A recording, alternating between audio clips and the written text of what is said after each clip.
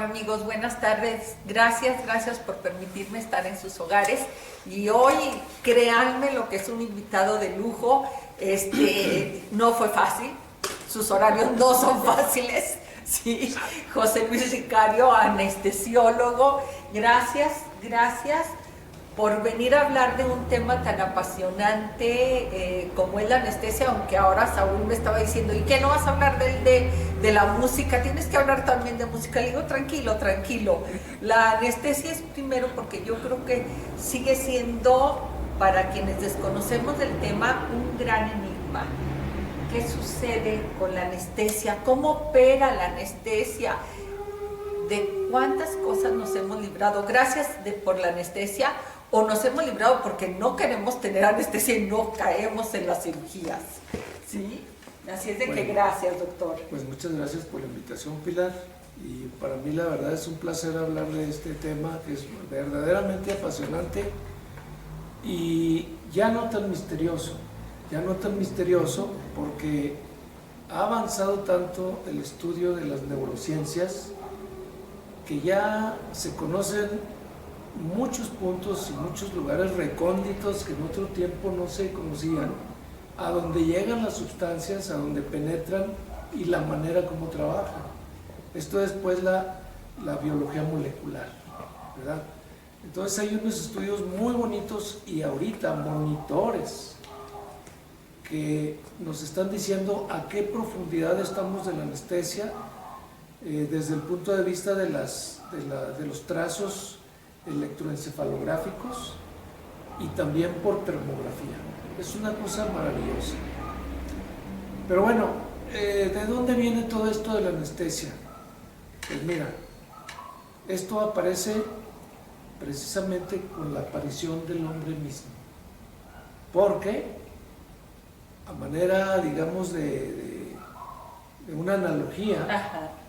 se dice que Dios fue el primer anestesiólogo, porque puso a dormir en un sueño profundo a Adán para poder extraer la costilla y formar, Oye, crear qué padre. a Eva. Nunca había pensado en eso, y por supuesto que lo hemos escuchado muchísimas veces. Pero qué interesante. Es muy interesante. Qué interesante. ¿Verdad? Entonces tú puedes decir, al igual que él, también lo hago. Bueno, y luego el lema de la Sociedad Mundial de Anestesia, Asociación Mundial de Anestesia, es anestesia, arte divino, ¿verdad? Entonces se supone que es el arte de Dios, el poder quitar el dolor. Va de la mano porque nosotros pensamos en la anestesia como una manera de bloqueo, pero realmente el sentido de ese bloqueo es quitar el dolor o evitar el dolor. Evitar el dolor a través de bloquear la sensibilidad de nuestro cuerpo. Nosotros tenemos, nuestro sistema nervioso central tiene una zona sensitiva y una zona motora. De manera que, por ejemplo, el simple pinchazo, tenemos la sensibilidad y entonces viene la respuesta motora de retirar para no tener dolor. Claro, es en automático, Es o sea, un no reflejo. lo pensé, no, es un reflejo. Es un reflejo, pero ahí viene la sensibilidad y motricidad. Y entonces la anestesia, así precisamente un vocablo latino que viene de a privativa y estesia, sensibilidad, o sea, sin sensibilidad, no hay percepción del dolor. Y obviamente va dependiendo también del tipo de anestesia y los medicamentos que se usen para ver dónde va a estar ese bloqueo. ¿Y hasta dónde, como dices? Si va a estar nada más en un dedo, si va a estar en el brazo, si va a estar en medio cuerpo, o si va a estar desde arriba. O si va a estar nomás en la piel, sí, en la o en piel. el músculo, o en mis órganos internos. No, ahí se integra todo. Por ejemplo, si es en la piel, pues sí, obviamente es una anestesia local.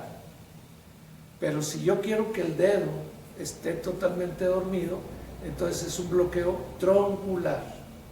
Ahí se bloquean los tronquitos que vienen a darle la sensibilidad y la motilidad al dedo.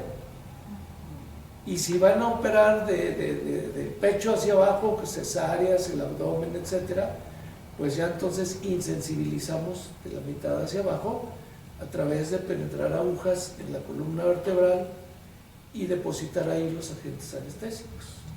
¿Cómo nace la anestesia más allá de esta cita bíblica que me encantó? Y de veras, durmió profundamente Adán, ¿sí? Exacto. Pero ¿cómo nace? Hemos visto películas y lo sabemos y que bueno, es válido, yo creo que hasta la fecha, hasta un golpe para... Sí, hasta claro. un descontón para que no te duela. Hay muchos, ahora le llamamos memes, ¿verdad? Sí. Muchos memes, pero muchos dibujos chuscos, digamos, en donde pues los cavernícolas, por ejemplo, le daban el garrotazo. Y ahora sí, pues, sáquenle la muela, y ¿no? ahora sí hazme lo que le quieran, Sí. lo que le tengan que hacer. Pero bueno, estamos hablando de la, digamos, la anestesia moderna. Pero ya en la prehistoria ya usaban muchas hierbas. Los chinos, los hindúes, los egipcios hacían trepanaciones de cráneo ¿Y poniéndolos a dormir con hierbas, con la mandrágora, con la amapola, con muchas, ¿cómo se llama? Pues sí, hierbas que sabían ellos que producían ese tipo de efectos soporíferos, efectos sedantes, y la gente, las personas pues entraban en un trance y así hacían lo que les tenían que hacer. También desde años A viene lo del hipnotismo. El hipnotismo también forma parte de esto, de la anestesia. Y el hipnotismo, y dice uno, bueno, ese no es dañino a mi cuerpo, ¿por qué dejó de utilizarse? Porque, pues por desgracia, seguramente no existen las evidencias científicas que lo avalen como una materia que sea aceptada para hacer todo tipo de procedimientos. Pero puede utilizarse y se utiliza en algunos países como adyuvante de la anestesia. Hay un médico que no recuerdo ahorita su nombre, es español, y que él usa mucho el hipnotismo y utiliza mucho menos dosis que las que habitualmente se dosifican en cualquier paciente para realizar procedimientos quirúrgicos. Porque de alguna manera prepara, lo podríamos pensar que la hipnosis es como una preparación. Están preparando de alguna manera, están metiendo en una tranquilidad, en una paz, y eso a su vez, y eso está bien demostrado, de que el cuerpo mismo está produciendo sus propias sustancias que lo protegen del dolor, las llamadas endorfinas. Entonces se secretan en mayor o menor cantidad de acuerdo a cómo se haga el trance, y los pacientes requieren de mucho menos dosis de anestésicas. Hay un párrafo muy interesante en uno de los libros de texto del Dr. Collins, que es digamos, una de las Biblias de la anestesia, que es muy cortito y dice: un paciente informado es un paciente tranquilo. Entonces, eso ya nos habla de que si uno va, platica con el paciente, le dice lo que le va a hacer, cómo le va a hacer, y le va informando qué es lo que va a suceder, el paciente de cierta manera se tranquiliza, digamos, hasta en un 30-40%. Eso nos habla pues que si utilizamos la hipnosis, o los que la utilizan, de alguna manera tienen que obtener un buen resultado, y eso les ayuda pues a que disminuya la utilización de los medicamentos. Desgraciadamente, doctor, pareciese que la anestesia es de los tabús en que tenemos, que no es apto para entenderle nadie, ¿sí? O sea, creo que de cualquier especialidad todo el mundo opinamos, comentamos, por el más mínimo contacto que hayamos tenido en nuestra vida con estas especialidades. Pero de la anestesia, como que se hace uno un ladito, no sé si sea precaución, miedo o simplemente eso también. Bueno, pues sí, tiene todo, tiene todo. Aquí la cuestión es que en un principio de ya el estudio de la anestesia, digamos como una práctica clínica, pues se murió mucha gente. ¿En la anestesia? Sí, claro. Entonces por eso decía, y muy socorrido ese decir de se le pasó la anestesia. Se le pasó la mano. Se le pasó la anestesia. Entonces, ahora pasarse la anestesia quiere decir que ya se fue la anestesia y que ya va a despertar o ya va a recuperar la conciencia del paciente. Pero antes de decir, se le pasó la anestesia, es que se fueron grandes y ya no aguantó el organismo, ¿verdad? Ya, pues la primera anestesia se dio por allá alrededor de 1876, si no mal recuerdo. Bueno, de acuerdo a la literatura de los Estados Unidos. Aquí con nosotros en México, al parecer, las primeras actos anestésicos fueron en Mérida, Yucatán, con un médico mexicano yucateco, que fue el primero que hizo procedimientos anestésicos, por el año 1900. Pero ya te digo, tiempo atrás, 100 años antes, ya algunos médicos, y si eran médicos ya, no eran enfermeros, porque eso es otra cosa muy interesante. Los cirujanos de aquel entonces no eran médicos tampoco, eran los barberos los que empezaron con las prácticas de cirugía, y ellos organizaban su equipo y entonces hacían lo que tenían que hacer, incluso hasta los emborrachaban pues para hacerles eso de las películas de vaqueros, de darle un trago de whisky, darle un paño a morderlo y ahí te va. Pues sí, los emborrachaban para que era de cierta manera una anestesia arcaica, ¿no? Lírica. Bueno, pero entonces estos señores, de acuerdo a la literatura que tenemos, que viene de Estados Unidos, porque seguramente los europeos tienen también su historia y muy interesante, pero no tenemos, o quizá no nos hemos preocupado mucho en investigar cómo empezaron ellos, porque generalmente la literatura nos llega de Estados Unidos. Pero bueno, ellos empezaron a usar éter, cloroformo. Que vemos en las películas que te les ponían Sí, a las muchachas sí, para robárselas, exactamente. o para su pañuelo de cloroformo. Y el cloroformo y el éter. Pero, pues volvemos a lo mismo, no había una manera muy fidedigna de poder dosificar, porque era nada más echarle a una bola de algodón con una mascarilla, empaparlo y ponérselo al paciente, y el paciente respirando el aire ambiente y se iba durmiendo, y luego, ¿cómo es? No, pues que sí, que tiene pulso, sí tiene pulso, ahí tocando el pulso aquí o acá, o en el cuello, y ahí estaban operando. Y todavía está vivo. Y se empezaban a mover, el paciente se empezaba a mover y échale más. Pero eran enfermeros o eran personas que el cirujano adiestraba. Es muy diferente un adiestramiento a un entrenamiento. Yo creo que esto es como todo, como las mismas parteras, porque no había médicos que se utilizaban, como bien dices tú, los barberos, que eran los que sacaban cualquier tipo de bola. Por ahí leí que cuáles fueron las primeras cirugías de los barberos, pues eran eso, y aquí traigo una bolita y órale, ahí va, ¿verdad? Sí. Y era con la misma navaja que rasuraban. Entonces, esto es bien interesante, porque cómo se le va dando seriedad, porque en ustedes, los anestesiólogos, realmente está nuestra vida cuando entras a una sala de operación. Así es. Sí, realmente sí, y se hace una simbiosis muy interesante y muy importante entre el paciente y el anestesiólogo.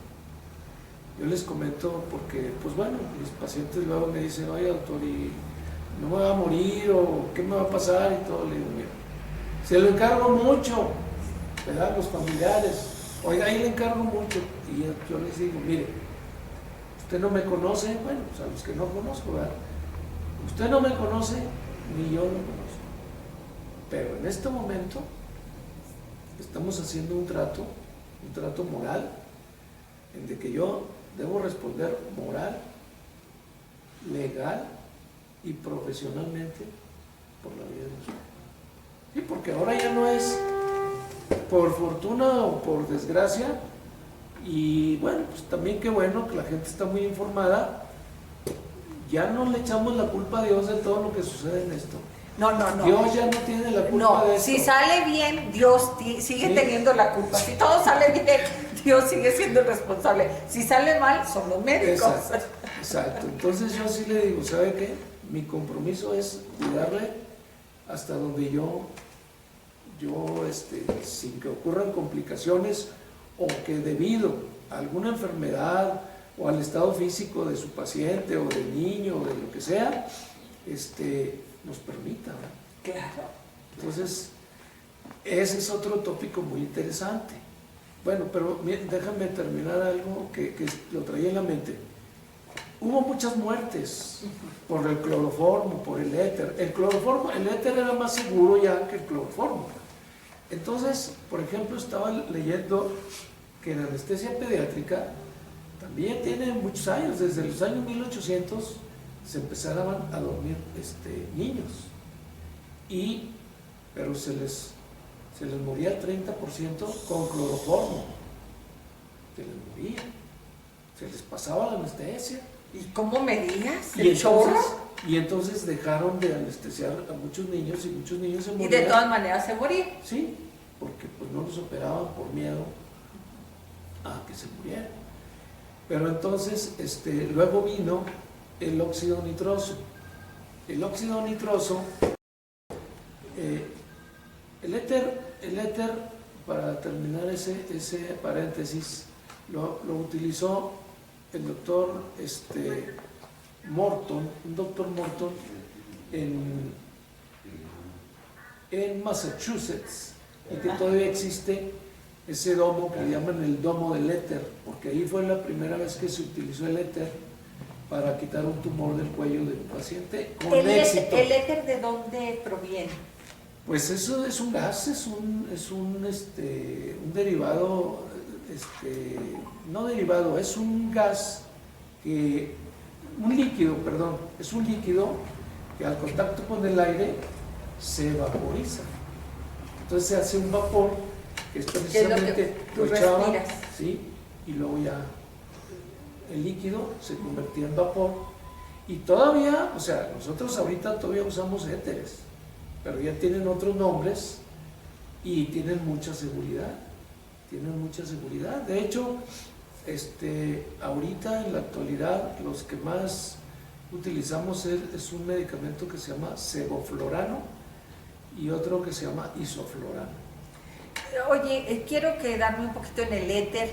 Yo recuerdo hace algunos años, ya muchos quizá, porque era cuando mis hijos, Cris al menos, estaba en tiempo de las discos, y que decían, ten mucho cuidado porque le ponen a los hielos éter. Sí.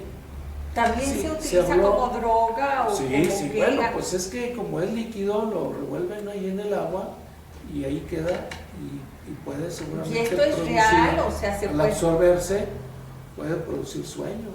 Sí existe. Existe. Entonces, digo, para que veamos que todo esto ha sido de gran cuidado. Mira, por ejemplo, existe, y ese sí está bien manejado, y las perlas de éter para la tos. Perlas de éter que todavía conseguimos por ahí para la tos. Sí. Y entonces, ¿qué efectos tienen esas perlas? Duermen toda la parte de la garganta.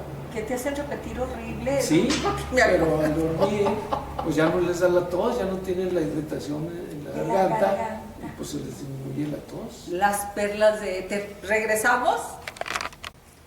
Y esto nos va hablando como las perlas de éter, que no nomás tienen una utilización los anestésicos meramente en la sala de cirugía. en los quirófanos. Sí, no, hay muchas sustancias que se utilizan para otros medios, por ejemplo la codeína, que también es anestésico, también se usa en jarabes para la tos, porque produce cierta sedación y pues ya el paciente ya no tose, ya no le da la tos, ¿verdad? Y todo, pues lo más que todos esos sí son medicamentos controlados. Son Pero controlados. las perlas de éter no, todavía las perlas de compro éter no. sueltas. Sí, eso todavía. Oye, pero yo recuerdo no hace muchos años, algunos 2 años, que tenía ahí una tos muy fuerte, pero esta es quizá una tontera. Yo decía, es que traigo aire en el pulmón, siento como si traigo aire en el pulmón. Y mi mamá me dijo, compra perla de éter y se te va a salir. Y yo repetí, dije, ya se me salió el aire del pulmón. Pues bueno, sí hay esa referencia de que a veces hay pacientes, pues como tú que dices, siento como traigo aire en el pulmón, no propiamente que traigas aire en el pulmón, pues todos tenemos aire. Sí, por eso me dio risa. Sino más bien alguna contractura muscular que da esa sensación de que traes algo ahí. Sí, de incomodidad. Y bueno, pues eso de alguna manera te produjo ahí alguna sedación o algo te produjo. Algo, pero me sirvió. Y te sirvió. Este tipo de cosas a veces son como el Alka-Seltzer, ¿verdad? Sí. Nadie sabe cómo actúa, pero sabemos que sí actúa. Así es, y que sirve. Doctor, ¿en qué momento te decides por la anestesia? Ese es otro aspecto muy interesante. Yo, la verdad, te soy honesta, cuando me tocó compartir desde el 8º semestre de medicina y pude ver pasar muchísimas especialidades y todo, pero jamás pensaba yo anestesia. ¿Por qué decidir anestesia? ¿En qué momento? Es más, pero me voy antes. ¿En qué momento decides ser médico? Porque la anestesia es una subespecialidad después de la medicina. Una especialidad. Una especialidad, una subespecialidad. Entonces, ¿en qué momento decides ser médico? Bueno, fíjate, esta es una historia. Bueno, yo ya de chiquillo me gustaba, era muy curioso a ver qué tenían los animales ahí adentro. A abrir la rana, abrir el conejo y despanzurrar, diría tu mamá. Sí. Y bueno, yo creo que por ahí me empezó a latir. Pero hubo una cosa que me marcó y que definió que yo tenía que ser médico. Fue que mi papá se enfermó pues en forma muy delicada, tuvo una neumonía. Entonces mi papá ya trabajaba como independiente. ¿Cuántos años tenías tú? Yo tendría unos 11 años más o menos. Saliendo de primaria, secundaria.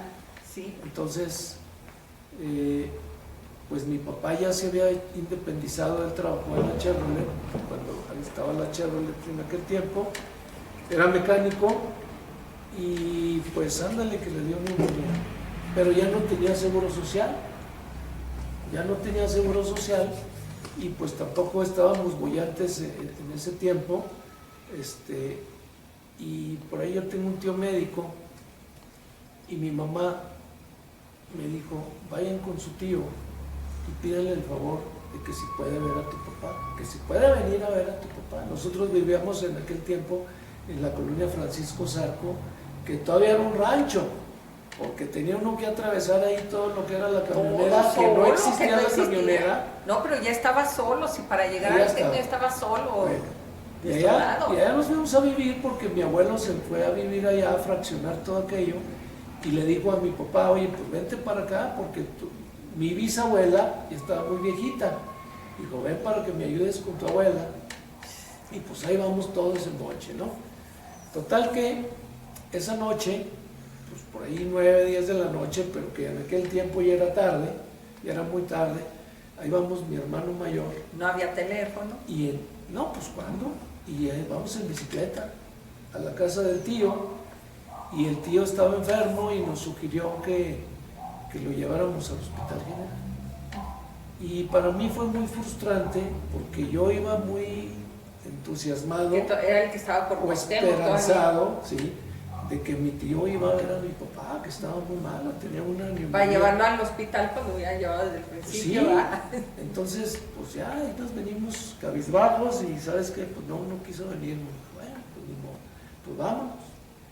Y mi hermano tenía pues 15 años y ahí va en la camioneta de mi papá, él manejando y pues mi papá envuelto en cobijas en la caja de la camioneta. Sí, claro. Pues ya llegamos al Hospital General y sí lo atendieron y todo muy bien, se alivió mi papá, pero eso fue donde dije, yo voy a ser médico. Y esa es una de las situaciones también que yo dije, y no voy a decir que no cuando soliciten mis servicios. De manera que hay un compañero que dice que no soy dueño de mi vida, porque siempre, nunca digo que no. Ya ves, Saúl, ya sabes la historia. Dice, es que no no le eres has dueño platicado de la tu vida. historia, hombre. Y no, pues yo, donde me hablen, yo voy. Estando en la ciudad y estando desocupado, yo voy a dar el servicio.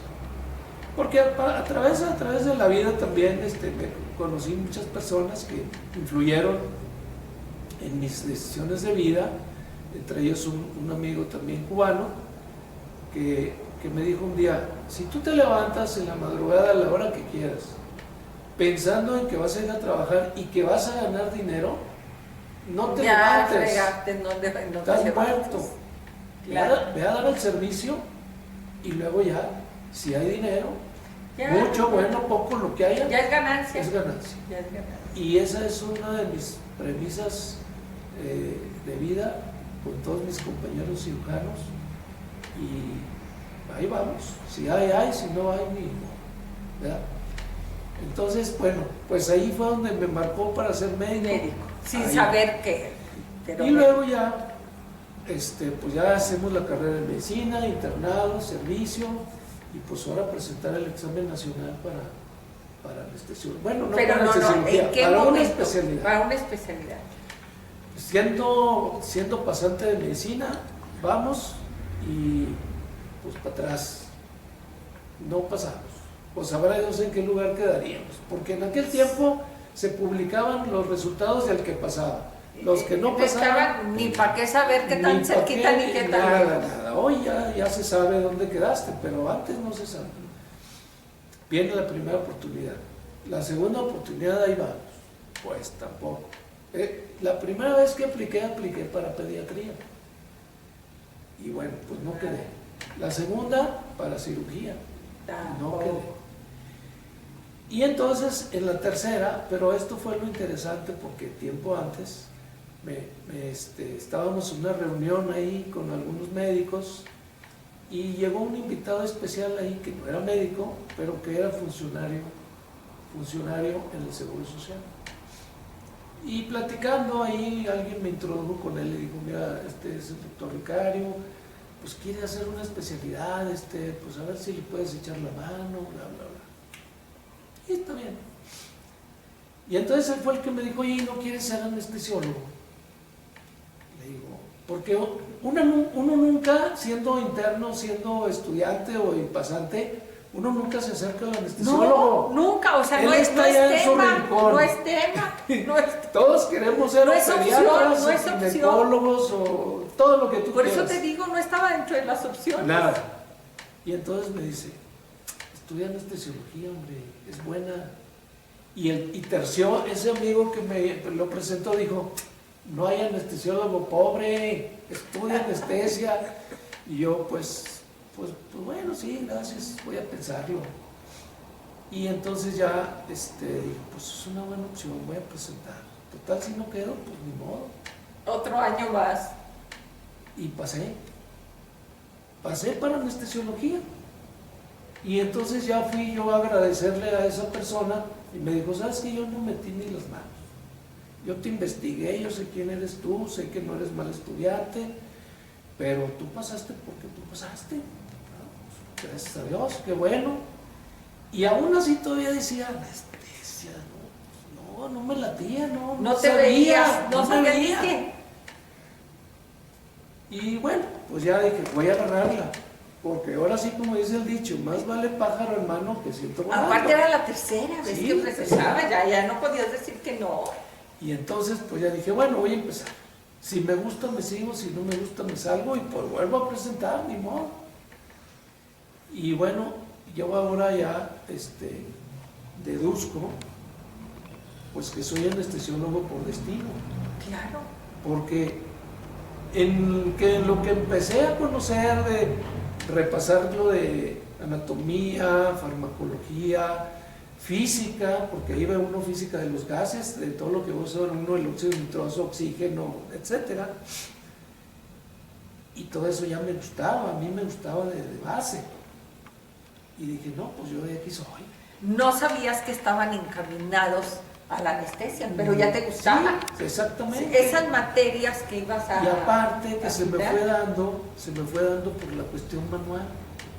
La cuestión manual yo pienso que por ahí también me ayudó. Yo les digo que uno tiene algo por ahí en las manos que te permite, pues somos músicos, que te permite la cuestión de la guitarra, el teclado, aunque no lo domines, pero sabes, tienes que escuchar, claro. y sacas melodías, y en todo lo que le pongas, en un tambor, en la guitarra, en un violín, y esa sensibilidad también seguramente, está, claro. seguramente al cirujano también se le da todo eso. Claro. Y es muy manual, la anestesiología es muy manual, porque para poner un bloqueo, llegar al espacio exactamente, no pasarte, tienes que tener una sensibilidad desarrollada, claro. muy Ya especial. Ya estoy ahí. Y esto fue muy interesante, fue un descubrimiento muy padre para mí. Y dije, yo de aquí ya no me salgo, de aquí soy. Y ahí me seguí.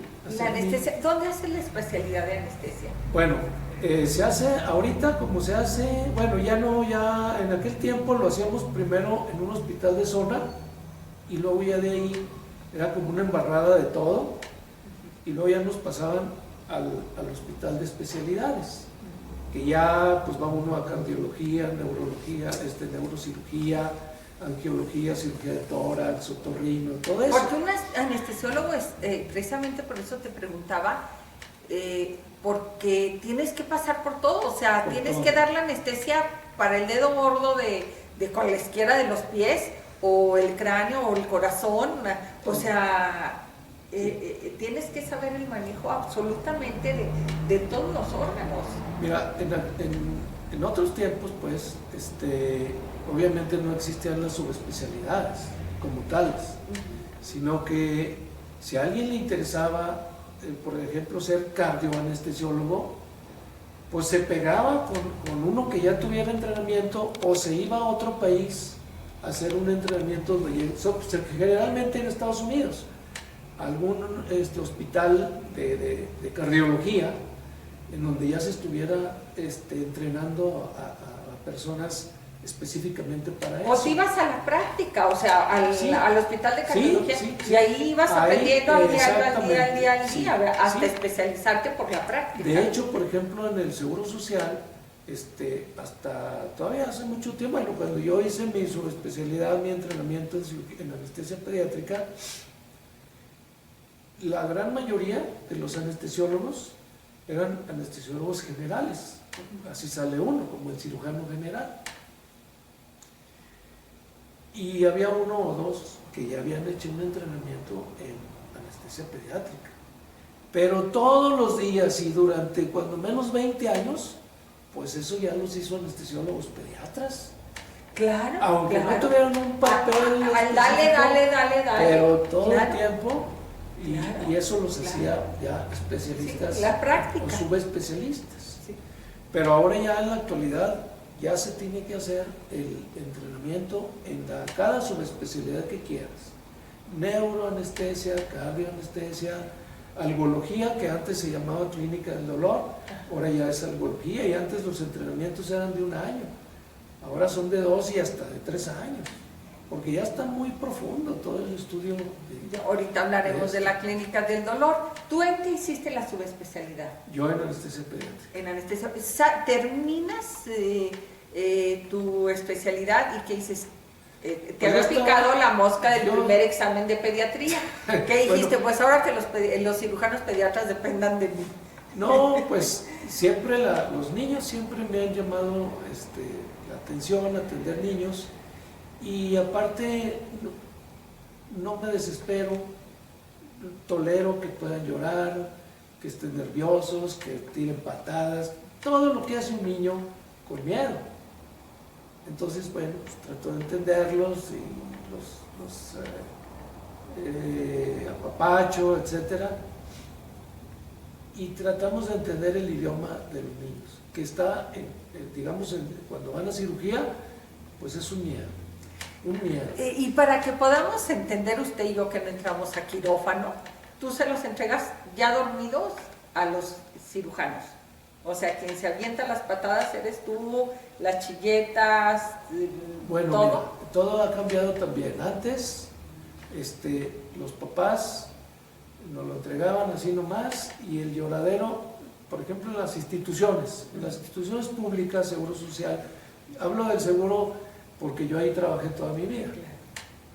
Entonces, pues se los entregaban los papás, y el lloradero ahí en recuperación, o sea, en la preanestesia más bien, antes de entrar al quirófano, un lloradero del demonio. Entonces, y luego todo el mundo sobre el niño, agárrenlo, amárrenlo, y pues a dormirlo con la mascarilla. Híjole. O a inyectarlo. O sea, forzoso. Sí, una anestesia forzosa. Eran experiencias muy feas para todos los niños, ¿verdad? Entonces, cuando yo ya regresé de mi entrenamiento, y aparte que tuve la experiencia también de hacer una rotación corta, pero muy fructífera en Estados Unidos, en un hospital de niños en San Diego, California, y pues aprendí tips, digamos, para cómo manejar y bajar el estrés tanto en los niños como en los papás. Entonces, cuando yo ya regreso al Seguro Social, ya después de haber entrenado, de haber estudiado esto, les dije, ¿saben qué? A partir de hoy, los papás van a entrar, o cuando menos el papá o la mamá con el que se sienta mejor el niño, van a entrar a la preanestesia, al lugar antes de entrar al quirófano. No lo vamos a canalizar, no le vamos a picar nada. Y fue una revolución, porque los antiguos compañeros decían, no, a mí tráemelo canalizado, a mí no me traes. Y tú hay que estar picando piedra, oye, no seas gacho, dale chance, dale con la mascarilla, y poco a poco, y hasta que fuimos ya tomando esa nueva escuela. Y entonces, cuando ya pasaba el niño al quirófano, lo pasábamos junto con su mamá o con su papá, el familiar que estuviera. Y entonces ya el niño sí iba llorando, claro, pero ya iba abrazado a la mamá, ¿verdad? Sí, claro. Y entonces ya cuando le poníamos la mascarita con el gas anestésico, entonces ahora sí, señora o señor, ya déjenosla aquí. Sí, ya. O sea, ya le decíamos a la enfermera, acompaña. O sea, todavía en brazos de la mamá le ponían la mascarilla. Le poníamos la mascarilla. O si no, ya no lo entregaba y ya. Y el niño, qué gran ventaja. En un minuto ya estaba dormido. ¿Y por qué en un minuto? Porque como los están más chiquitos, pues su sangre circula más rápido, respiran más rápido, y el anestésico llega pues rápido al cerebro, y en un minuto o en menos están dormidos, ya pues anestesiados. Y ya de ahí pues ya les picábamos o les hacíamos lo que teníamos que hacerle, pero ya no tenía ese trauma del piquete y del maltrato, o de lo que le llamábamos antes la anestesia enzimática, porque estábamos encima del niño, todo el mundo. Y yo supongo, nomás supongo, doctor, y eso me lo contestarás después de este bloque, que también la cuestión emocional tiene que ver, o sea, si estoy más estresado, más nervioso, más histérica, más no sé qué tanto le puede agregar, quizá necesites hasta más, desde la enzimática, hasta más dosis de anestesia, porque sí, claro, estoy más exaltado, mi cuerpo está más exaltado. ¿Regresamos? Entonces también tiene que ver la parte anímica con que yo llegue. Definitivamente. Sí, si llego con miedo, pues tú vas a tener que también trabajar más. Sí, mira, hay otro capítulo muy interesante dentro de lo que es la anestesiología, que se llama medicación preanestésica. Antes le llamaban al revés, le decían premedicación, pero no puedes premedicar a alguien que no has medicado. Entonces, el nombre correcto es medicación preanestésica. Y esto quiere decir nada más, pues que obviamente la información, como ya te había comentado, eso ya nos da un plus ahí de que el paciente pueda estar más tranquilo. Sin embargo, si sigue con sus nervios, pues se le aplica ya algún sedante, sobre todo benzodiazepinas o alguna tableta que ya desde hace tiempo usamos con algunos pacientes. Un medicamento que se usa mucho ahora para el tratamiento del dolor, pero que tiene ciertos efectos sedantes. Da un poco de sueño, se llama lírica o gabapentina, y entonces las damos una media hora antes a que los como pacientes. dijeran vulgarmente, vaya aflojando el cuerpo. Exactamente. O bien antes, o en la actualidad se usa, no tanto ya, pero en el caso de los adultos, como ya vienen canalizados, se les pone una dosis de alguna benzodiazepina, en este caso pues diazepam o midazolam, que es lo que usamos actualmente, que son medicamentos que tienen un efecto muy predecible. O sea, yo sé que va a durar media hora ese medicamento, no va a durar más. Había otros antes, el flunitrazepam, el mismo diazepam, que como tienen se metabolizan, pero aparte tienen metabolitos activos, o sea, los pedacitos en los que se descompone también siguen actuando. Y entonces el paciente pues, puede durar mucho más dormido. Entonces ahora lo interesante de esto de la anestesiología es que podemos predecir los tiempos en relación a la duración de medicamentos, a la duración de la anestesia, de los anestésicos halogenados, y aparte con los monitores que te digo de profundidad anestésica, sabemos dónde traemos al paciente en cuanto a su profundidad y a su conciencia. Se sabe perfectamente. ¿Cómo funciona?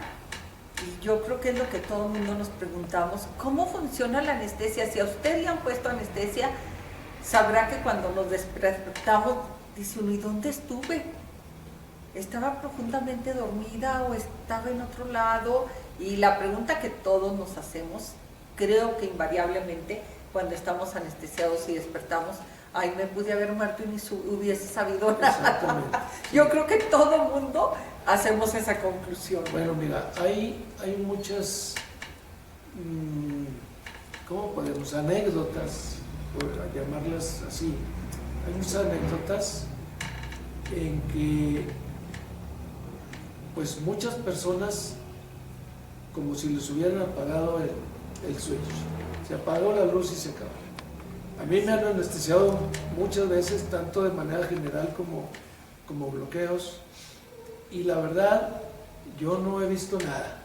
Nunca, yo me duermo, se me apaga la luz y hasta que despierto. Pero hay personas, y nada menos una persona que anestesia anoche, que le operamos para quitarle la vesícula biliar,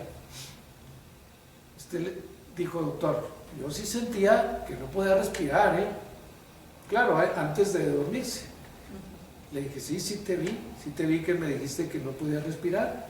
Lo que pasa es que en tu caso, aunque fue una dosis de acuerdo a tu peso, normalmente los relajantes musculares, porque se usa, esos son adyuvantes de la anestesia, los relajantes musculares, es para que se afloje, ahora así como dices tú, se afloje el cuerpo, los músculos se relajan totalmente, no hay respiración, las cuerdas vocales se abren, nos facilita toda la cuestión de la intubación endotraqueal para poder controlar la vía respiratoria y tenerla segura. A ver, cuando me anestesias, entonces yo dejo de respirar.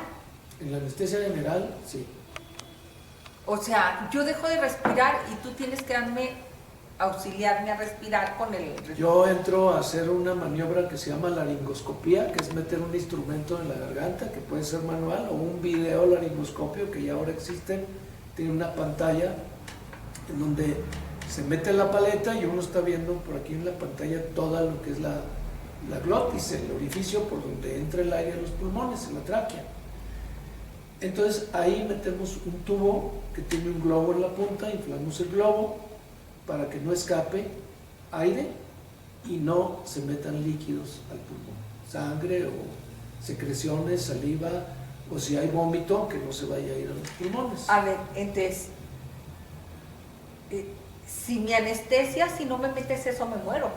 Pues no vas a ventilar, yo tengo que ventilarte a ti, yo tengo que estar dándote con la bolsa de reinhalación. O sea, quiero entender la gran importancia de tu trabajo, de cualquier anestesiólogo, de que las cosas se hagan a tiempo, precisas, sí, concisas. Sí. O sea, me anestesias, inmediatamente tienes que ponerme esto, porque si no, ¿qué pasa conmigo? Sí. Me muero. Mira, te voy a decir más o menos los aspectos que debemos cubrir en lo que es una anestesia general. El paciente totalmente anestesiado, dormido, fuera de la realidad. Tenemos que cubrir la analgesia, o sea, que el paciente no tenga dolor. La hipnosis, o sea, que el paciente esté dormido, que esté dormido en un plano adecuado de anestesia. Hay varios planos de la anestesia. Que esté dormido, porque por eso se hizo famosa esa película de ¿cómo se llama? Despierto o consciente, algo así, en donde un paciente sí lo tiene anestesiado, pero él estaba oyendo todo. Que eso no es ninguna mentira, eso ocurre y a mí también alguna vez una paciente me dijo, yo sentí todo. No estaba en anestesia general, estaba en una sedación profunda, pero me dijo, yo estaba oyendo todo, yo sentí todo, a mí usted no me hizo nada y no le voy a pagar nada. No me pague. Pero no le había dolido, porque no hay esa situación. Puedes sentir y escuchar y todo como cuando te hacen local, pero no te duele. Exacto. Pero esta señora, bueno, y a otros compañeros también ha sucedido, y por anécdotas, comentarios, sino yo oí todo, yo sentí todo, y yo sentía que quería moverme y no podía. Sí puede ocurrir, definitivamente que puede ocurrir. Y esos son errores de nosotros por no poner atención y estar pendientes de que todo esté fluyendo adecuadamente. Definitivamente, esa es una gran responsabilidad. Entonces tenemos que cubrir todo esto, te digo, tenemos que cubrir el aspecto neurovegetativo. ¿Qué quiere decir esto?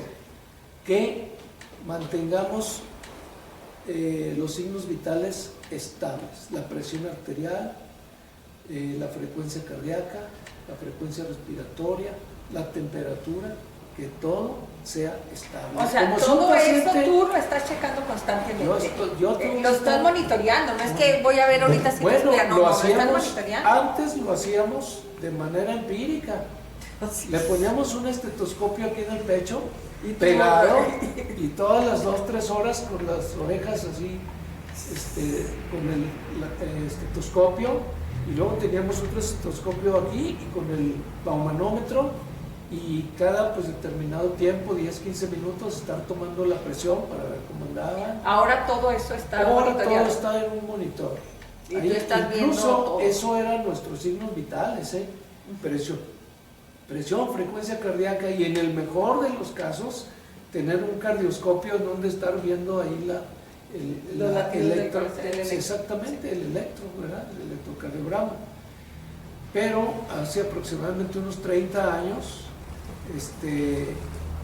se desarrolló el oxímetro, que hoy todo el mundo tiene un oxímetro, y que en esta época de pandemia debemos de tener un oxímetro.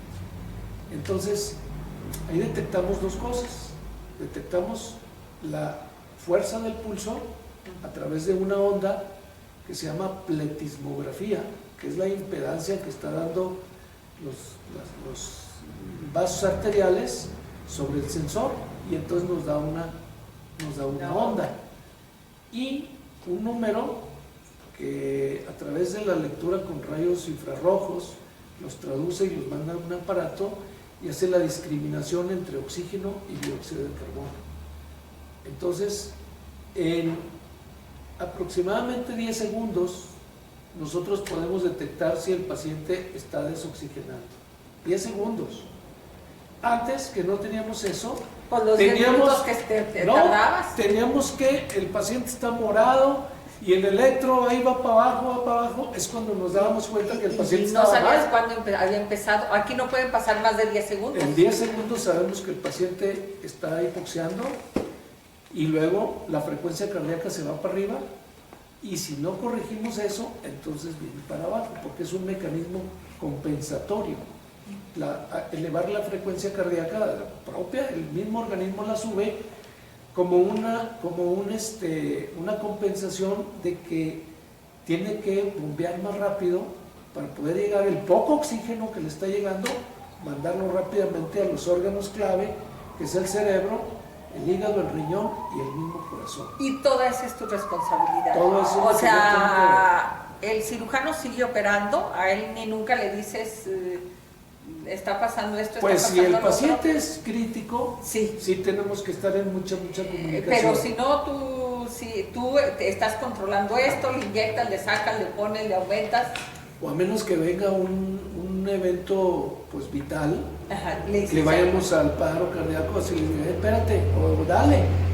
Nosotros decimos dale es porque ya le va a dar reanimación cardiopulmonar, ¿verdad? Es cuando dale. Pero si no, pues le bajó la frecuencia, pues ya le pongo un medicamento para subirla, o le bajamos al gas anestésico. Oye, y si él me dice, oye, está moviendo, pues entonces ahora le subo y le pongo algún otro medicamento para analgesia. Entonces te digo, tenemos que cubrir todos esos aspectos: analgesia, cuidados neurovegetativos, hipnosis, actividad cerebral, todo eso tenemos que estar cuidando. Eso cuidando es lo que ahora y estar también con un ojo al gato y otro sí, garabato con la cirugía, sí, ver cuánto falta, ver cuánto exactamente, todo. sí, porque tiene uno que ir en los tiempos.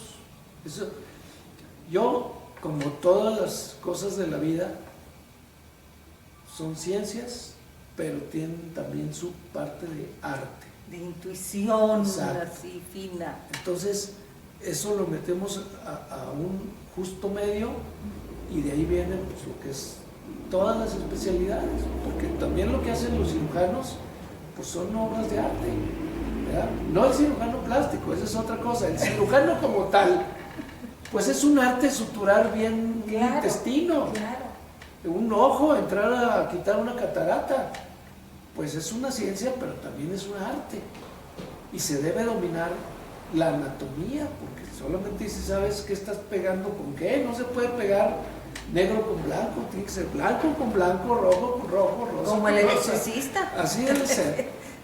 Entonces, te digo, es muy bonito. Nosotros todavía carecemos de muchas cosas en cuanto a monitoreo, porque desafortunadamente, pues todos lo sabemos, nuestro sistema de salud colapsó con todo esto, y ya desde antes, tristemente, y bueno, esto ya es cosa política, pero bueno, año con año, yo recuerdo desde que he practicado la anestesia hace 33 años, nunca ha habido un incremento de presupuestos para la salud. Al contrario, cada año o cada 2 años, para abajo, para abajo, para abajo. Y eso es muy triste, siendo que sí pudiera haberse ayudado mucho para mejorar. Todo lo que sí se concentra en lo que ahora le llaman las unidades médicas de alta especialidad, en los institutos, nutrición, cardiología, todos los que conozcamos de alta especialidad, ellos tienen todo. Tienen medición de la anestesia por termometría, ponen sensores en la cabeza y están viendo la profundidad de la anestesia, otros que se llama entropía. Están viendo a través de las ondas de electroencefalografía cómo se aplanan o cómo se levantan, y te da un número en donde dicen, de aquí para abajo ya se te puede morir el paciente, está muy profundo, y de aquí para arriba está muy superficial. Entonces lo tienes que mantener en un rango que es un rango de seguridad. Y ahora también ya hay otra parte de la anestesiología que se llama anestesia endovenosa total. ¿Qué es esto? Que ya en lugar de usar agentes, gases anestésicos, ahora se utilizan puros medicamentos que se preparan en jeringas, y todo eso tiene que montarse en bombas de infusión 3, Se 4 bombas de borbotean. infusión y se ponen en la vena y te están dando exactamente lo que el paciente necesita para permanecer estable durante todo el tiempo. Y claro, pues estás viendo tu monitor, a ver, vamos a subirle acá, pues ya le subes. Le chorrean más. Sí, exactamente. Pero todo está muy bien, ya bien dosificado y muy, muy madura toda la cuestión de cuidados anestésicos. Si te preguntara cuántas anestesias has dado, ¿sabrías? Híjole, pues bueno, yo digo que un poco más de 10,000, si no es que más. Pero mínimo 10,000. Yo creo que más, porque Sí. Saúl ha hecho 10,000, más de 10,000 cirugías y tú le has Sí. dado la anestesia y le has dado la anestesia como otros 20, así Sí. que... Sí, no, sí tengo por ahí en mis agendas todos los procedimientos que he hecho y las tengo ahí coleccionadas, pero sí mínimo más de 10,000 anestesias. Claro, de todas, ¿verdad? Bueno, a excepción de cardioanestesia, porque eso sí yo no hago, pero de neuroanestesia sí, porque neuro pues implica tumores craneales o quitar coágulos de O ahí, válvulas. o entrar en la columna vertebral, y todo eso también forma parte de la neurocirugía. Y cirugía de tórax, eso sí también he ayudado. Y pues cirugía pediátrica, ortopédica, ginecobstetricia, plástica,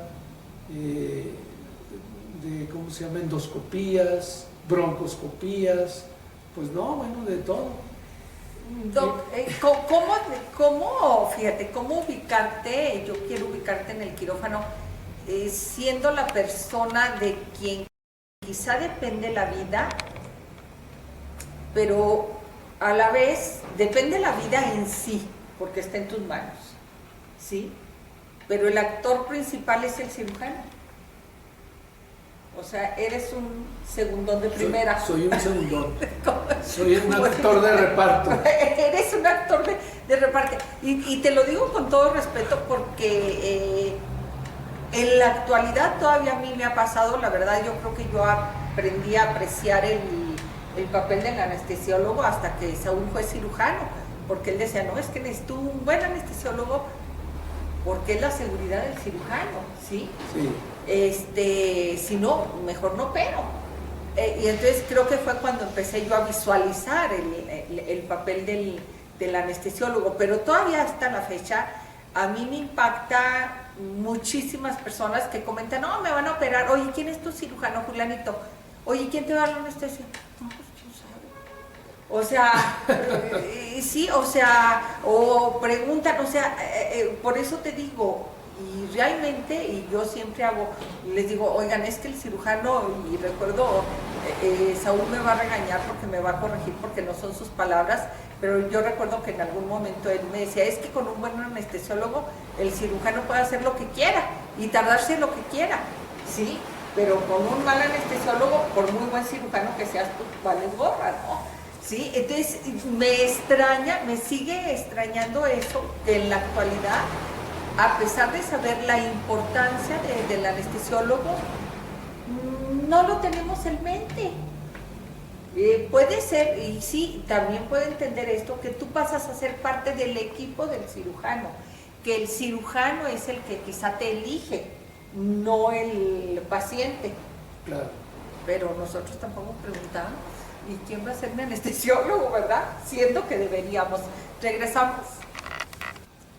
Doctor, y no podemos en tiempo de COVID no hablar con un médico del COVID. Cuando escuchamos, no me lo quiero ni imaginar, pero lo escuchamos y empezaría por ahí, porque decimos, es que ya está intubado, y Saúl me dice, es que es intubado, y es que yo no sé ni qué. ¿Cómo es? Bueno, si esto de la intubación, Intubación. Sí, intubar es meter un tubo dentro de otro tubo. Okay. Y entubar es meter algo adentro de un tubo. Y como no soy un tubo, No. es por ejemplo como entubaron la acequia grande. Esa está entubada. Ándale, el líquido que pasaba por ahí, Sí. lo entubaron. Exacto. Y aquí intubar es meter un tubo Dentro de otro dentro tubo, de otro tubo. que es mi tubo Es de la tráquea. Ok. Exactamente. Intubar. Sí, todo esto de la intubada, pues les da miedo nos da miedo a toda la gente. Pánico. Porque ya está intubado. Sin embargo, déjame decirte que poner un tubo en la tráquea de un paciente de COVID en su momento adecuado puede salvarle la vida. ¿Y cuándo es el momento adecuado?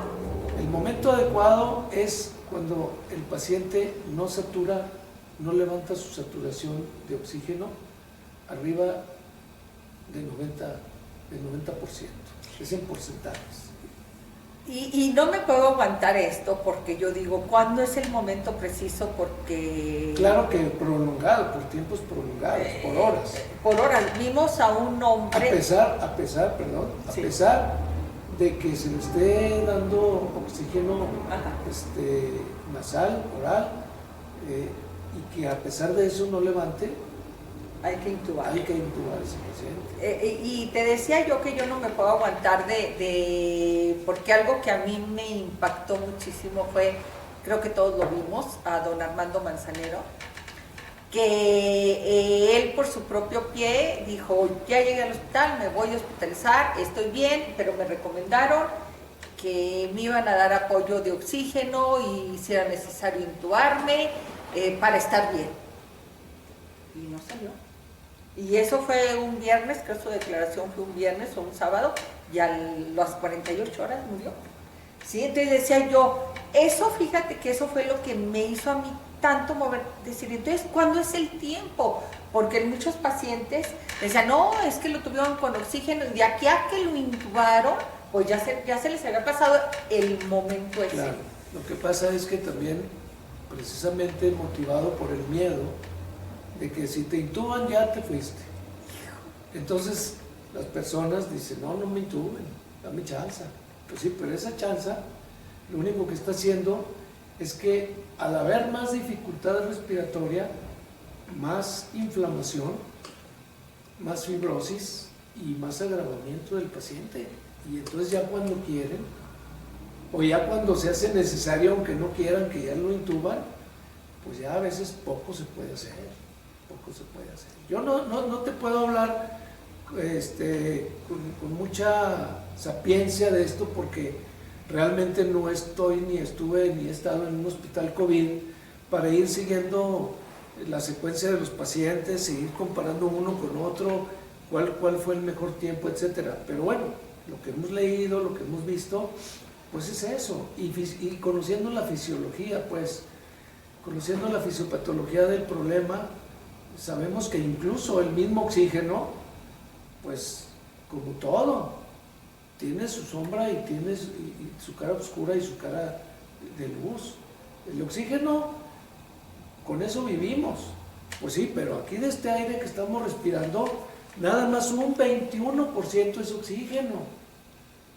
Y si el paciente está recibiendo oxígeno al 100%, pues tampoco es muy bueno tenerlo a largo plazo, porque produce problemas pulmonares también. Claro, porque ahorita que me das ese dato, digo, si mis años que tengo, que bien saben ustedes, he respirado al 21% el oxígeno, y luego me echas de golpeteo el 100%, pues es demasiado oxígeno para mí, aunque de eso viva. Claro.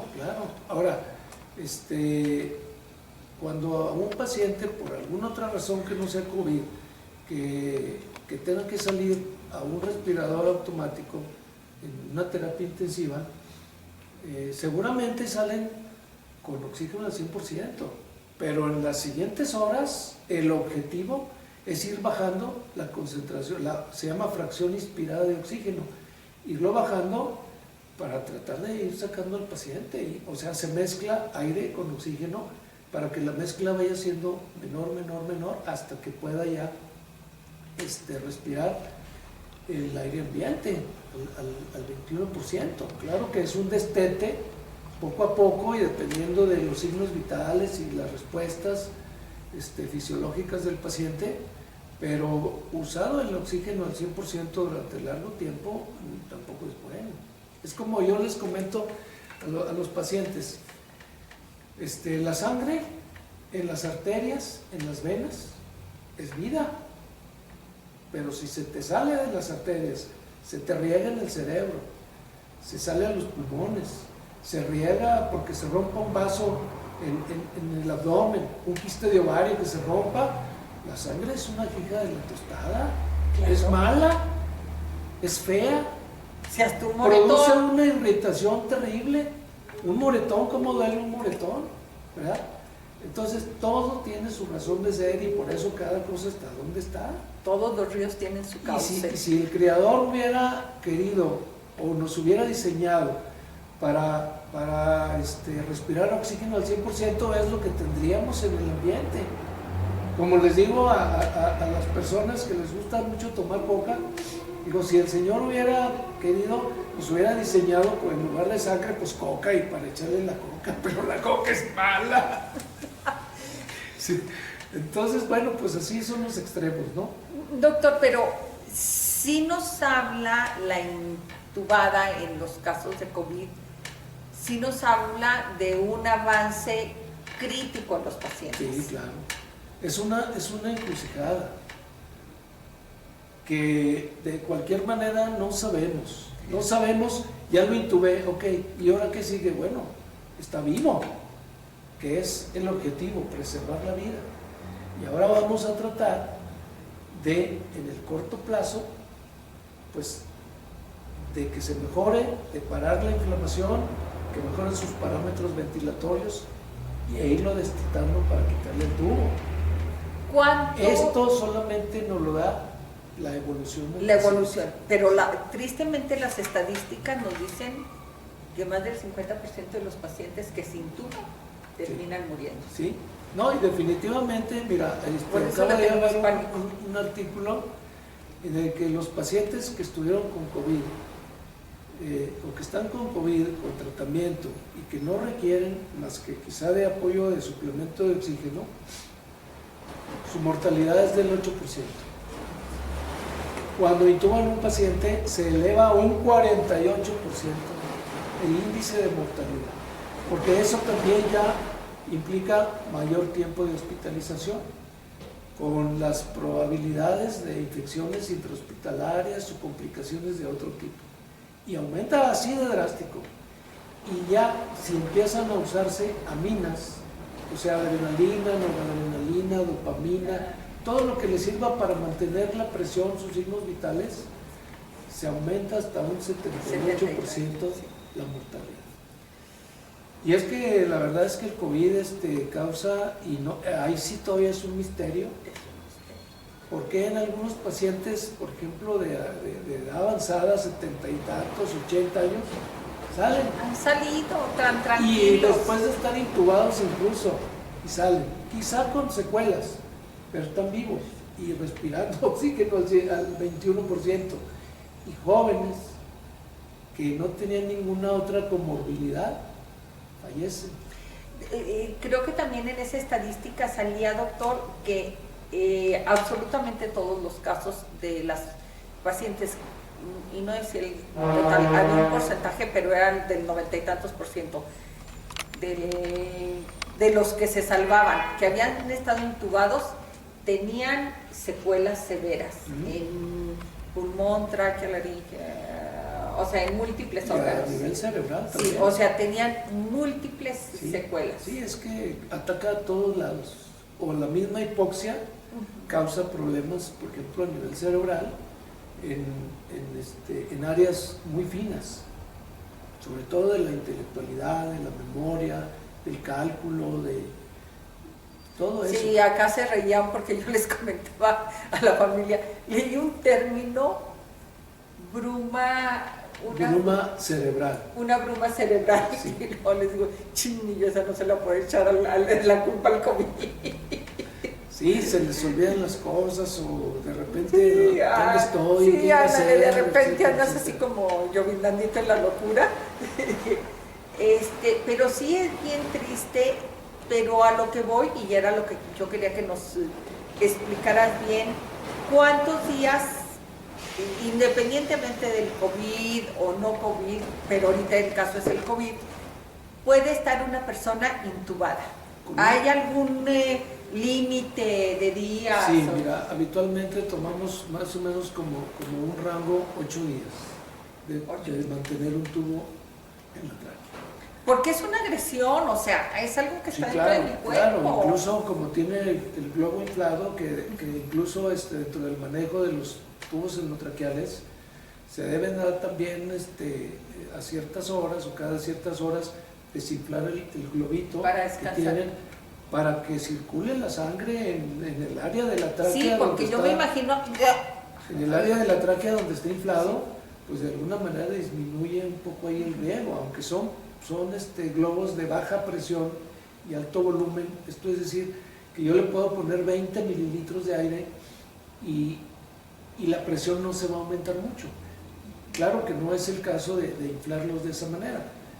Habitualmente se inflan con 5 o 8 mililitros, dependiendo del tamaño de la tráquea del paciente y del calibre del globo. Entonces, pero sí hay que desinflarlos, inflarlos. Pero cuando ya lleva mucho tiempo, o sea, cuando menos 8 días, ya está sufriendo, esa tráquea ya está sufriendo. ¿Y qué puede pasar? Bueno, pues que se haga, por llamarle una palabra para que me lo entiendan, se hace guanga, se hace blanda, se resblandece, y ya después de que se quita el tubo, cuando el paciente hace inspiraciones profundas, ya no se mantiene como lo que es un tubito de cartílagos, sino que se colapsa así, y ya no puede entrar el aire. Eso se llama una traqueomalacia. Se hace muy blandito y no entra ni sale el aire adecuadamente. Entonces, por eso a los 8 días, mínimo 8 días, máximo, tenemos que hacer traqueostomía para evitar ese tipo de problemas y aparte reducir el espacio muerto, porque de donde está la punta del tubo hasta adentro es un espacio muerto, se llama. Nosotros tenemos un espacio muerto fisiológico que va desde aquí hasta donde entra el aire. Es un espacio muerto fisiológico, ahí lo tenemos. Pero cuando metemos un tubo hacemos el espacio muerto más largo y eso no es bueno. Entonces tenemos que acortarlo, por eso se hace traqueostomía y se mete.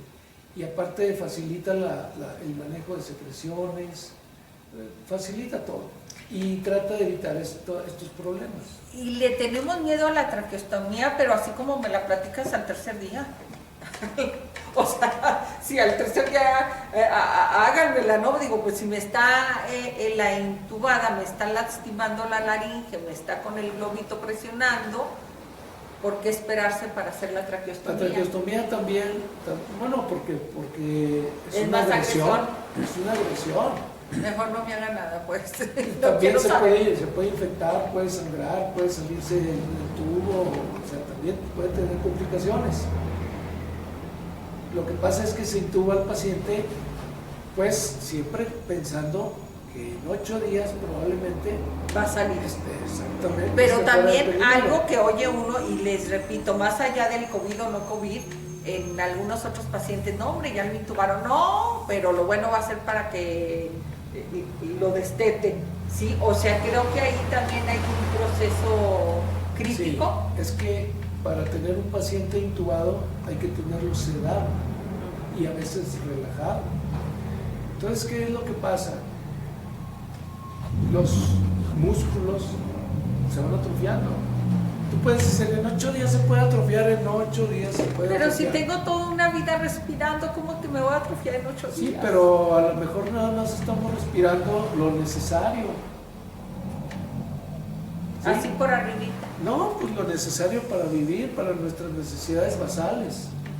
Pero por ejemplo, los que se avientan los maratones todo lo que implique los nadadores, todo lo que implique un trabajo respiratorio, esos tipos tienen un diafragma pues bien fuerte, unos músculos accesorios, o sea, los intercostales, los de acá de la parte superior del tórax, muy fuertes y que le permiten hacer unas respiraciones profundas muy buenas para meter todo el aire que ellos quieren, ¿verdad? Pero el común de la gente, los que respiramos nada más y que ocasionalmente hacemos ejercicio, no, dejamos de hacer el ejercicio y ¡fum! Se vuelve flojo el músculo, se atrofia.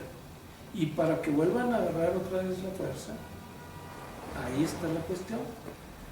Y desde el punto de vista, pues es que todo está junto con pegado. Los pulmones obviamente dependen de un centro respiratorio que esté en el cerebro.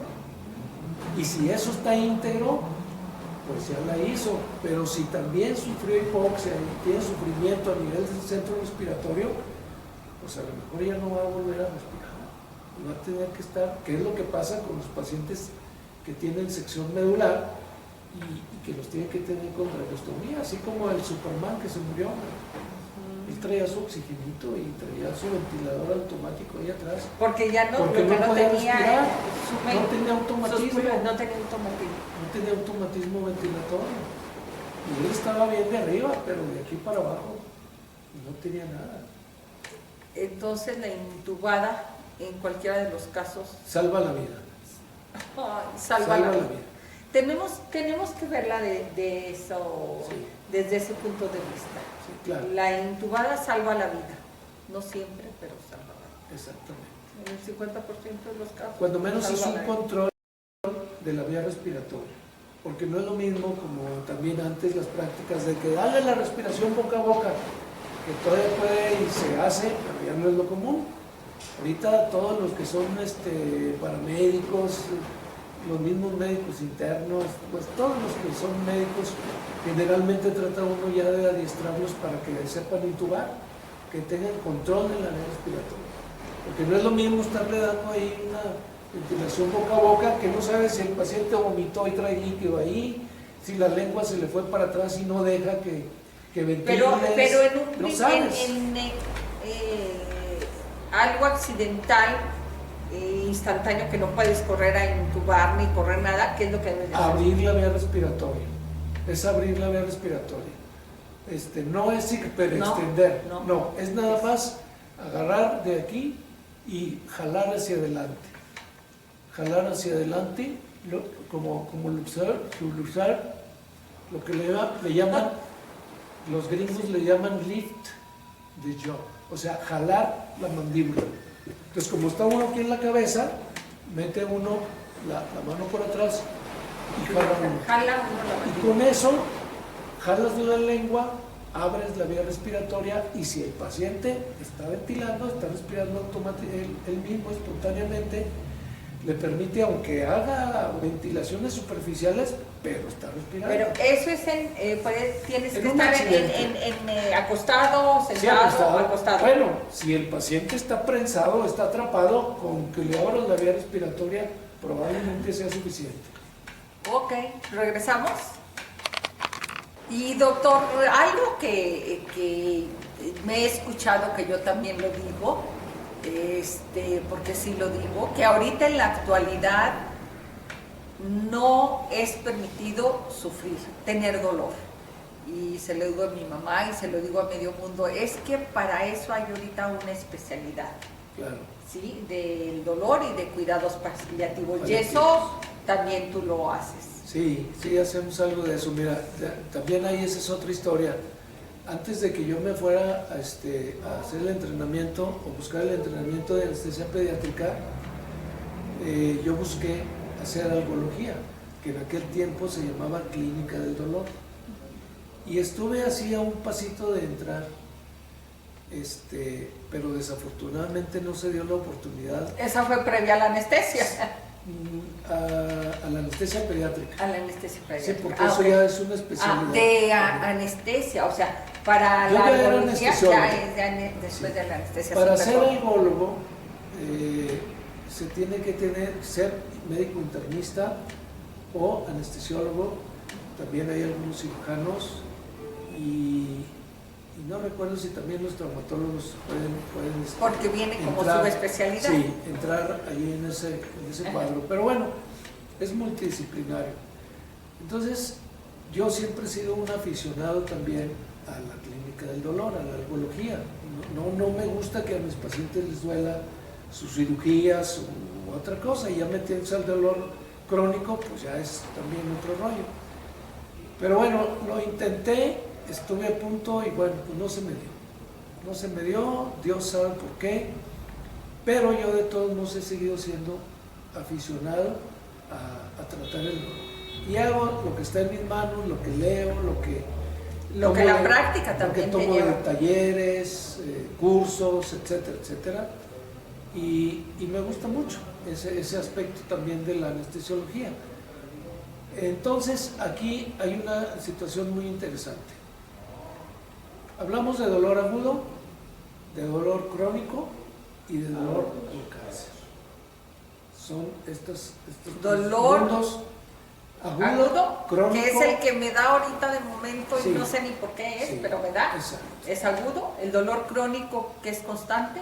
Sí, ese ya pasó de un tiempo de que no se pudo corregir el otro. Y no encuentro la causa ni el exacto. origen, pero ahí está el dolor, Sí. y el dolor por por cáncer. cáncer. Exacto. Entonces, el dolor agudo, entre comillas, hasta cierto punto, pues es fácil corregirlo, es fácil quitarlo. Porque bueno, el dolor agudo es, como decía uno de mis maestros, es el perro de la casa. Avisa, entró ahí un está ratero avisando. y ahí está, empieza a ladrar. A menos que sean esos perros amigables que hasta le mueven la cola al ratero. Pero el dolor tiene su motivo de ser. Sí, claro. Inflamación principalmente, algo que se está inflamando. Y Un no, golpe, una lo que sea. picadura. O sea, pero no está bien. Es la alerta del cuerpo también. Exacto, es el perro de la casa, es el que nos da la alerta. Es un síntoma. Es un En síntoma. ese momento es un síntoma. Es el, volteame a ver. Aguas. Es un síntoma. Entonces también el dolor no lo debes de bloquear inmediato. Desde el punto de vista clínico, Si todavía no sé lo que me quiere decir. exactamente, primero, por eso hay que hacer la semiología del dolor. La semiología es un tipo de... ¿Dónde está su dolor? Localización. Díganme con un dedo dónde está su dolor. Y ahí te va a decir dónde. O aquí, o acá abajo. O ¿Cómo acá atrás, es el dolor? o aquí. ¿Cómo es el dolor? Penetrante, agudo, como si lo quemaran, ardoroso, pungente. O sea, hay muchos tipos de dolor. Se le va para un lado, o sea, se irradia para un lado, para otro lado, para donde se le va. Por ejemplo, el dolor vesicular les da aquí abajo de la costilla o en la boca del estómago, como le llaman, y se les va para atrás. Es un dolor en hemicinturón. El dolor del páncreas, por pancreatitis, No es un me, dolor oye, no me intensísimo, platiques, ya voy a empezar a sentir cuál era el que y tenía. también se irradia para atrás.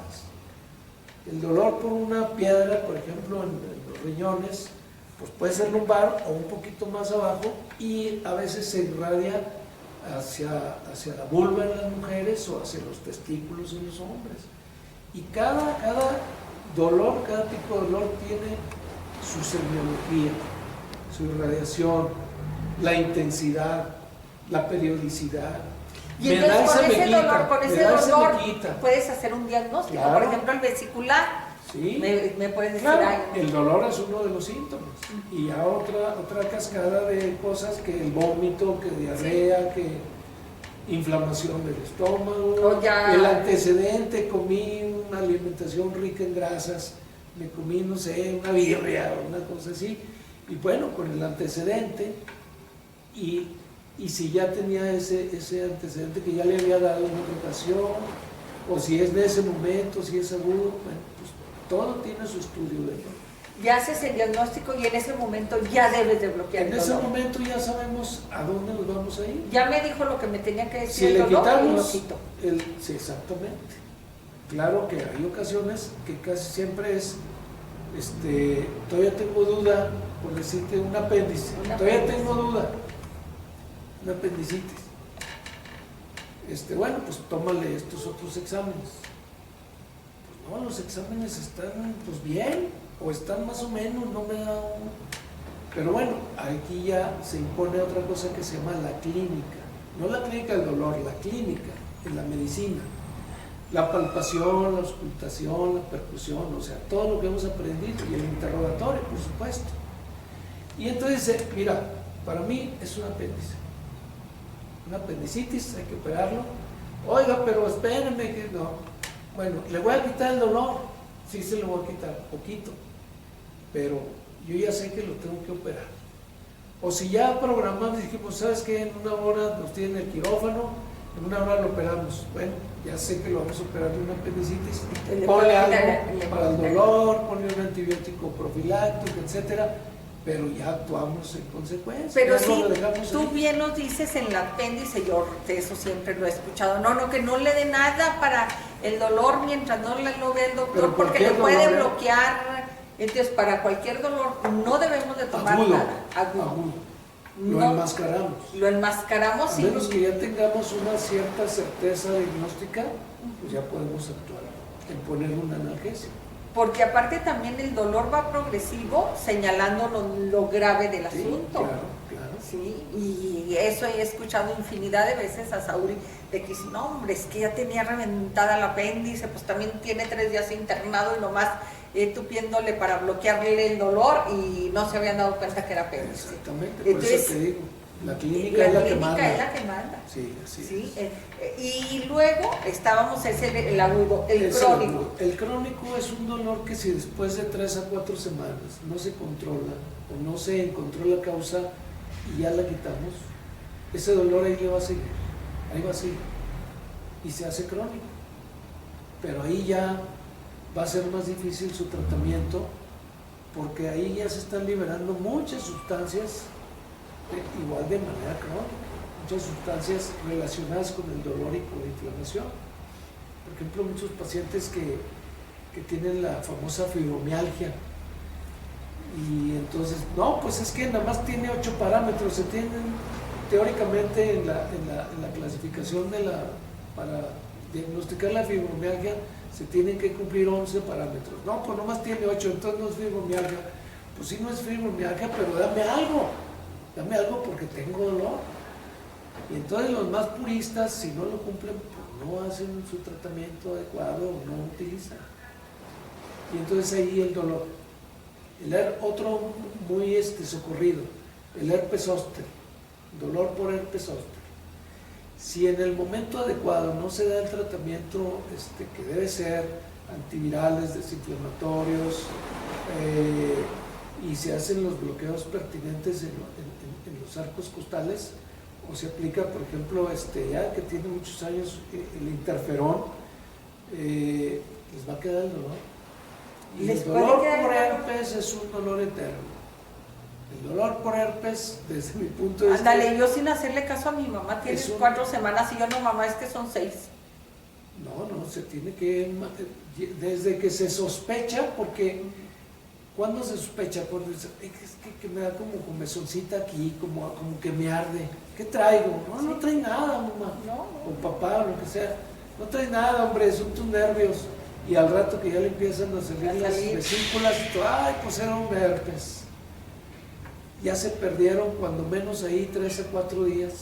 En el diagnóstico. De poder atacar el virus. Y entonces puede quedar el dolor. El dolor queda. Es una de las neuralgias más difíciles de tratar. Se han entrenado muchísimos protocolos de manejo. Mamá, yo que no le hago caso. Y les duele. Le duele. Y es un dolor muy exquisito. Exquisito quiere decir que con el simple roce les duele. Y curiosamente, si les aplastas, se les quita, sienten consuelo. Entonces hay pacientes o hay compañeros que, por ejemplo, les indican una fajita para que anden apretaditos, y eso los trae apretados y aparte les evita el roce de la ropa y les ayuda. Pero ese dolor lo puede bloquear. Se bloquean los nervios intercostales, se hace una lisis, o sea, los matas, por así decirlo, con una sustancia, un alcohol que se llama fenol, y se les desensibiliza, es un bloqueo desensibilizante. Y ya no le vuelve a dar. Y ya no le vuelve a dar, o es ganancia, lo que ganes, 50, 40, 60, lo que ganes de disminución del dolor, ya lo puedes controlar con un medicamento tomado. y ya el paciente pues, tiene una mejor calidad de vida. Ese es el problema, la calidad de vida del paciente con dolor crónico. De lo que se va enterando uno. Bueno, eso tendremos que consultarlo fuera de cámaras. Y seguimos por los dolores. Por cáncer. Cáncer, que creo que es lo más atroz Sí, que puede suceder. Ahí ya solamente se hacen terapias paliativas. Hay pacientes, por ejemplo, que no pueden ya tomar medicamentos porque tienen una gastritis terrible, porque han sangrado ya del tubo digestivo, porque es un cáncer de estómago o de esófago y ya no pueden tragar. Y bueno, pues a ellos se hospitalizan o se les ponen parches o se les ponen infusiones con narcóticos, con otros tipos de...